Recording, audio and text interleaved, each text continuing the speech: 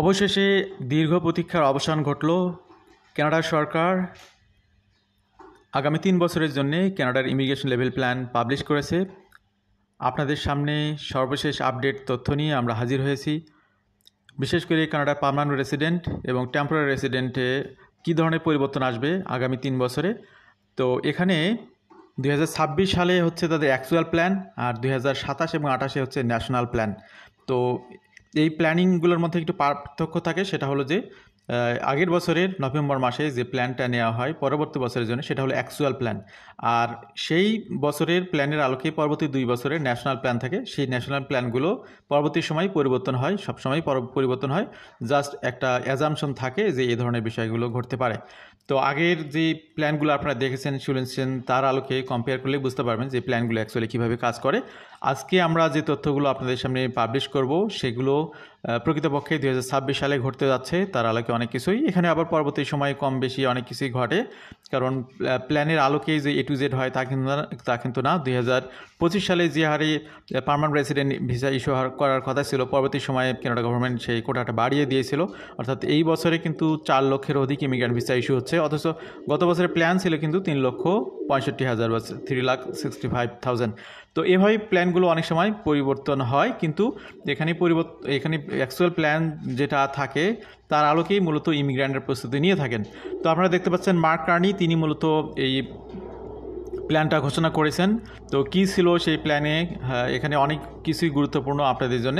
Breaking new Canada immigration levels plan 2026 to 2028 আনভেইলড। তো অনেকেই প্রতীক্ষায় ছিলেন যে কবে পাবলিশ হবে, কখন কিভাবে হবে। তো সেগুলোই আপনারা এখন জানতে পারবেন। Immigration level plan for 2026 to 2028 আউটলাইনিং A balanced approach that focuses on steady economic immigration growth while moderning temporary resident inflows. তো এখানে পার্মানেন্ট রেসিডেন্ট প্ল্যানের ক্ষেত্রে পার্মানেন্ট রেসিডেন্টের যে সংখ্যা সেটা স্টাডি রয়েছে, আগের মতোই রয়েছে, কিন্তু টেম্পোরারি রেসিডেন্ট বিশেষ করে ওয়ার্কার বা ওয়ার্ক পারমিট এবং স্টুডেন্টদের জন্য একটা ব্যাপক ম্যাসিভ পরিবর্তন করেছে কানাডা গভর্নমেন্ট। অ্যাকচুয়ালি 2025 সালে এই দুইটি সেক্টরেই ভিসা ইস্যু করার রেশিও অনেক কম। তো যেহেতু 25 সালে তারা প্ল্যানের থেকে কম পরিমাণে ভিসা ইস্যু করেছে, এই জন্যে 2026 সালে প্ল্যানটাই কম করে নিয়েছে। আশা করি বিষয়টি বুঝতে পেরেছেন। যেমন 2024 সালে যে অ্যাকচুয়াল প্ল্যান নেওয়া হয়েছিল যে 2025 সালে তারা 3,05,000 স্টাডি পারমিট ইস্যু করবে, কিন্তু অ্যাকচুয়ালি যেটা ঘটলো অগাস্ট পর্যন্ত দেখা গেল তারা মাত্র 29% স্টাডি পারমিট ভিসা ইস্যু করেছে। রিফিউজালের সংখ্যা অন্যান্য বছরের তুলনায় একটু বেশি।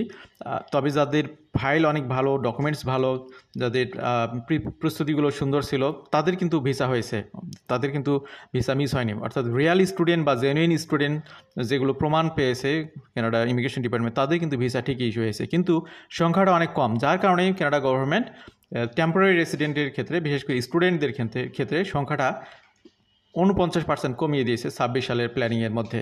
কারণ তারা 25 সালে যেহেতু ভিসা ইস্যু করতেছেই কম, সেই আলোকে মূলত তারা অ্যাডজাস্টমেন্টটা করেছে। তো এই হলো অবস্থা। আমরা একটু পার্ট টু পার্ট এখানে আপনাদের সামনে ডিসক্লোজ করব, এগুলো আবার সাব পার্টগুলো নিয়ে আবার আলাদা আলোচনা করব আমরা পরবর্তী সময়।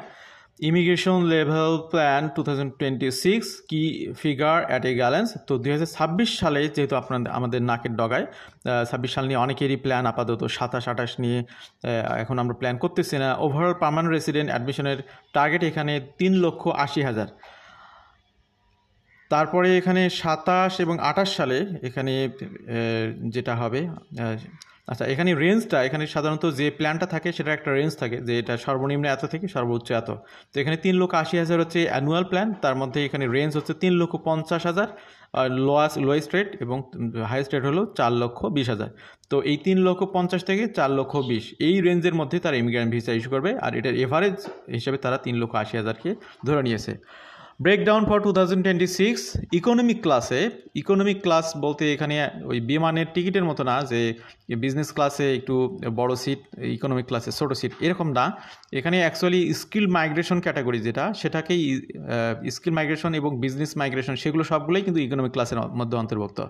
যেগুলো এক্সেপশনাল সেগুলো ইকোনমিক ক্লাসের মধ্যে অন্তর্ভুক্ত না। অর্থাৎ প্রোগ্রাম বেস যে পার্মানেন্ট রেসিডেন্সি, এখানে বিশেষ করে skill migration, provincial nominee programme, তারপর তারপর Atlantic immigration programme, rural community programme, অন্যান্য যে সমস্ত কমিউনিটি প্রোগ্রামগুলো রয়েছে, সেই সাথে স্টার্টআপ ভিসা, কুইবেকের বিজনেস ইমিগ্রেশন প্রোগ্রাম, এগুলো সবগুলো ইকোনমিক ক্লাসের মধ্যে অন্তর্ভুক্ত। তো এই ক্ষেত্রে তারা 2026 সালে পার্মানেন্ট রেসিডেন্ট ভিসা ইস্যু করবে 2,39,800। তারপরে ফ্যামিলি রিইউনিফিকেশন বা ফ্যামিলি স্পন্সরশিপের ক্ষেত্রে, অর্থাৎ যাদের স্পাউস কানাডার সিটিজেন বা পার্মানেন্ট রেসিডেন্ট, কিন্তু তিনি সিটিজেন বা পিআর হোল্ডার হননি, তো তিনি কানাডাতে এখন পিআর অ্যাপ্লাই করবেন, তার জন্য যে প্রোগ্রাম সেটা হচ্ছে ফ্যামিলি রিইউনিফিকেশন। সেক্ষেত্রে এখানে আবার প্যারেন্ট গ্র্যান্ড প্যারেন্ট প্রোগ্রামটাও রয়েছে। তো স্পাউসের স্পন্সরশিপ এবং প্যারেন্ট গ্র্যান্ড প্যারেন্ট দুইটা মিলিয়ে ফ্যামিলি রিইউনিফিকেশন প্রোগ্রামের জন্য বাজেট রাখা হয়েছে 84,000।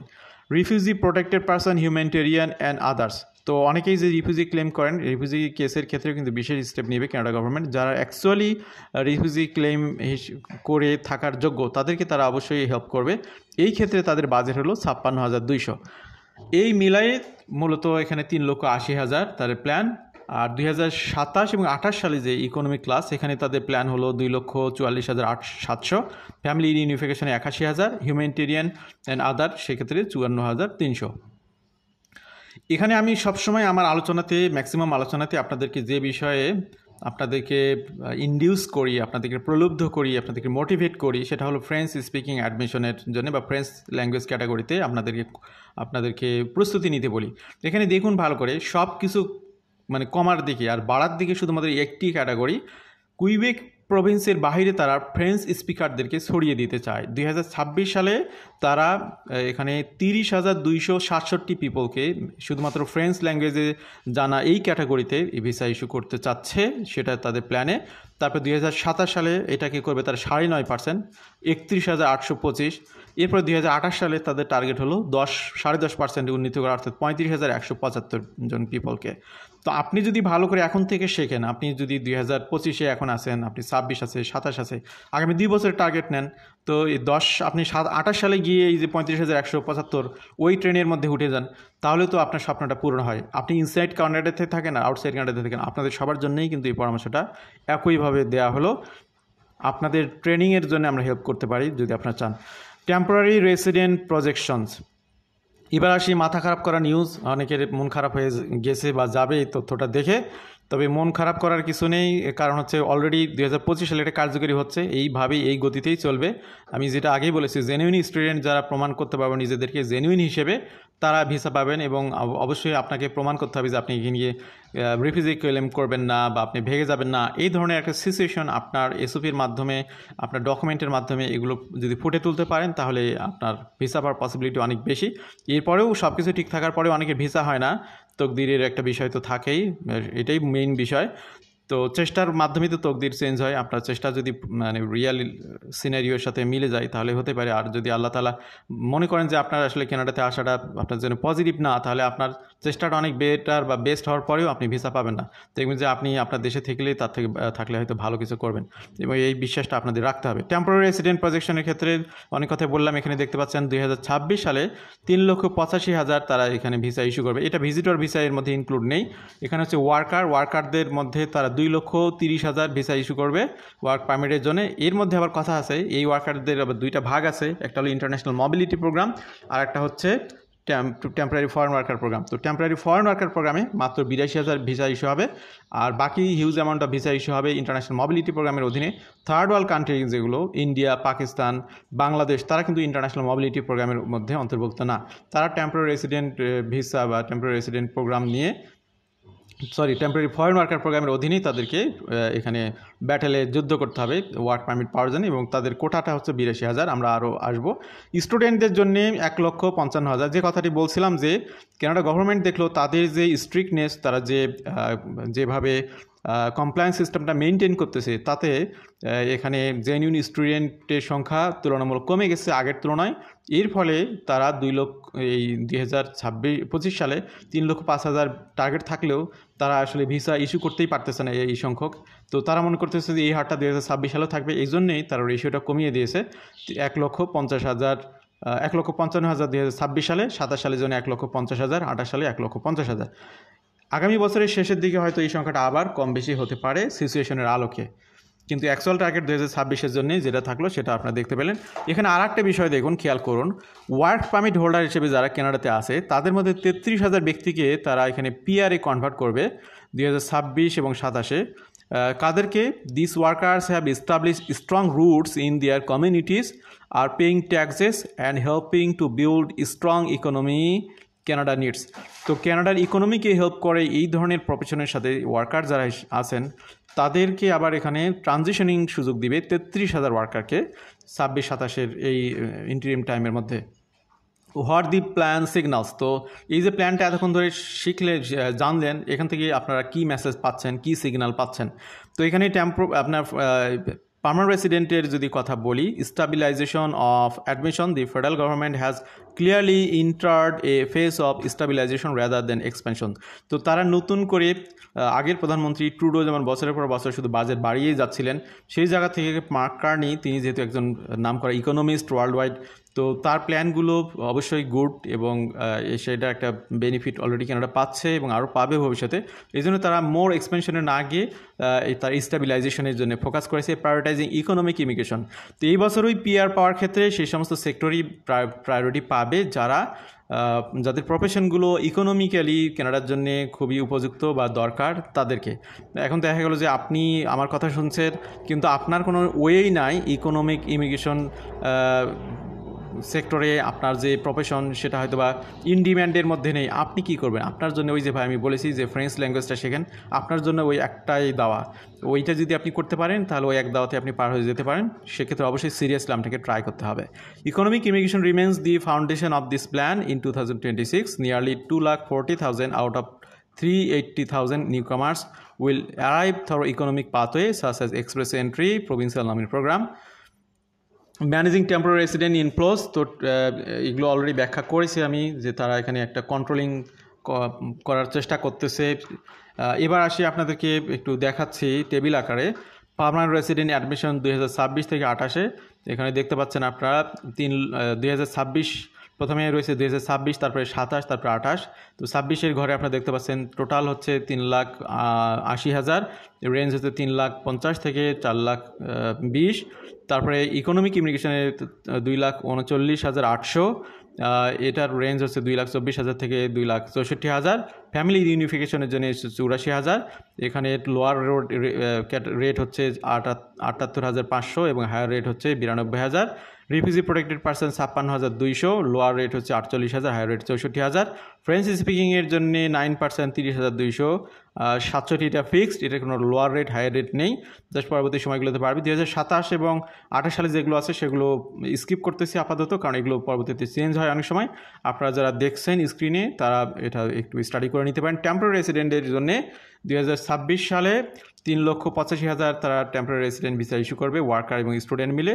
ওয়ার্কারদের 2,30,000, স্টুডেন্ট 1,55,000। 27 সালে তারা ইস্যু করবে 3,70,000, ওয়ার্কার হবে 2,20,000, স্টুডেন্ট 1,50,000। 2028 সালে টোটাল 3,70,000, ওয়ার্কার হবে 2,20,000, স্টুডেন্ট 1,50,000। এই হচ্ছে তাদের অবস্থা। হোয়াই দিস ম্যাটার্স, তো ওইটা ম্যাটার করে অনেক ক্ষেত্রেই লেবার মার্কেট এবং ডেমোগ্রাফিক্সের বিষয়ে, বিশেষ করে Canada's population is ageing and many sectors face chronic labour shortages. The heavy emphasis on economic immigration helps fill essential positions, particularly in skilled trade, healthcare and technology. এরপরে housing infrastructure alignment. আপনারা জানেন যে housing crisis থেকে মূলত Canada গভর্নমেন্টের উপর একটা pressure তৈরি হয় আগের প্রধানমন্ত্রী ট্রুডোর উপরে। তিনি এখানে হাউজিং রেন্টগুলো বেড়ে যাওয়ার বিষয়গুলো কন্ট্রোল করতে পারতেছিলেন না, এরপরেই ব্যাপক শোরগোল তৈরি হয়। সেখান থেকে মূলত ইমিগ্রেশনে কাটছাটের বিষয়গুলো চলে আসে এবং এভাবেই এই পরিকল্পনায় কিন্তু বর্তমানে কার্নি গভর্নমেন্ট বাস্তবায়নের চেষ্টা করতেছেন। Francophone immigration growth, a growing share of Francophone immigration outside Quebec highlights Canada's commitment to bilingualism and the vitality of the French-speaking communities nationwide by targeting 10.5% Francophone admission by 2028. যে কথাটি আমি বললাম যে তাদের এক্সপেনশনের রেশিওটা সবচেয়ে বেশি হচ্ছে ফ্রেঞ্চ ল্যাঙ্গুয়েজ ক্যাটাগরিতে। Tighter management of temporary programs, the inclusion of temporary resident within the plan represent a structural shift in Canada's immigration strategy. এটার যে ইমপ্লিকেশন সেটা হচ্ছে এটার একটা ছাপার হবে কিন্তু অনেকেই অনেকভাবে। এমপ্লয়ার হিসেবে যারা কানাডাতে আছেন, এমপ্লয়াররাও কিন্তু এখানে খুব বেশি এমপ্লয়ীদেরকে হায়ার করতে পারবেন না, আর যেহেতু এখানে একটা কোটা ফিক্স করে দেওয়া হয়েছে। Employers May experience tighter labor supply in certain sectors in temporary foreign worker caps are enforced more strictly. Post secondary institution, বিশেষ করে কানাডা ইউনিভার্সিটি এবং কলেজগুলো, তারা এখানে দেখা গেল যে আরও বেশি অফার লেটার বা অ্যাকসেপ্টেন্স লেটার দেওয়ার ক্ষেত্রে আরও বেশি স্ট্রিক্ট রুল ফলো করবে। ল্যাঙ্গুয়েজের রিকোয়ারমেন্টগুলো আরও বেড়ে যাবে। বিশেষ করে এখন যেটা আমরা জানি যে ব্যাচেলারের জন্য overall 6 no band less than 5.5, তারপরে আপনার ফর গ্রাজুয়েট প্রোগ্রাম বা মাস্টার্স প্রোগ্রামের জন্য সেক্ষেত্রে overall 6.5 no band less than 6। এই রিকোয়ারমেন্টগুলো থাকার পরেও এখানে আপনার কম্পিটিশন আরও বেড়ে যাবে, যেহেতু কোটা কমে যাচ্ছে। তো আমি যেটা বলছিলাম আগে, যে রিয়েল স্টুডেন্টরা ভিসা পাবেন, অবশ্যই পাবেন, যদি আপনি জেনুইনলি প্রুভ করতে পারেন যে আপনি কানাডাতে পড়াশোনা করার জন্য আসবেন এবং পড়াশোনা শেষ করে আপনার দেশে ফেরত যাওয়াটা খুবই জরুরি। সেই বিষয়টি আপনি, এবং জরুরি বললে ভুল হবে, আপনি আপনার দেশে এসে কী করবেন, আপনার ফিউচার একটা শাইনিং ক্যারিয়ার আপনি যদি এখানে শো করতে পারেন, তাহলে আপনার পারপাস অফ ভিজিটটা তাদের কাছে ক্লিয়ার হবে।